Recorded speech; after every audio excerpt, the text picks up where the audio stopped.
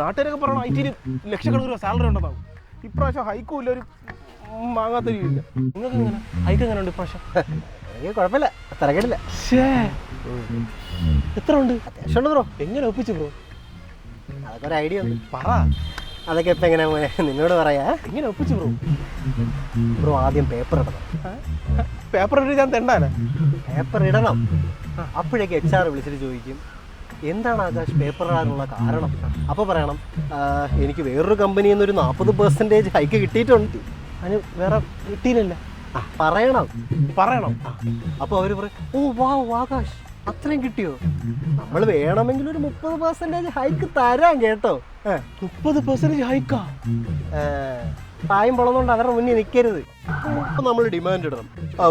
ഞാനൊന്ന് ആലോചിക്കട്ടെ, ഒന്ന് ആലോചിച്ചിട്ട് പറയാം. സെറ്റ്. എന്നിട്ട് 2 ദിവസം കഴിഞ്ഞിട്ട് പറയണം, ഓക്കെ ഞാൻ സമ്മതിച്ചു, 30% ഹൈക്ക് എനിക്ക് ഓക്കെയാണ്. ഇങ്ങനെയാണ് ഹൈക്ക് കിട്ടുന്നത്. അതെ, 30 എന്ന് പറഞ്ഞാൽ നമുക്കൊരു 60% ചോദിച്ചാലാ. ഇപ്പം എത്ര ഉണ്ട് ഹൈക്ക്? 2.5. 60.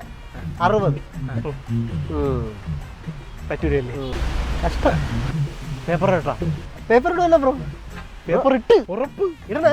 ഉറപ്പ്. Set. A few moments later. Hello friends, as you know, ഇന്ന് അഖിലിൻ്റെ ലാസ്റ്റ് ഡേ ആണ്. വളരെ ദുഃഖകരമായിട്ടുള്ളൊരു ദിവസമാണ് അല്ലേ?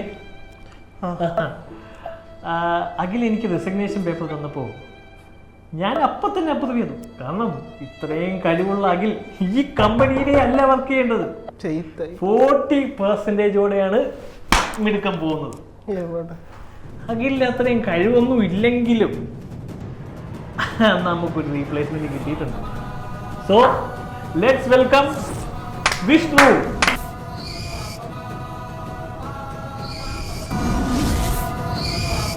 മണമുള്ള പൂനുള്ളി മുടിയിൽ ചൂടി മണിക്കുട്ടി നീ എന്റെ മണ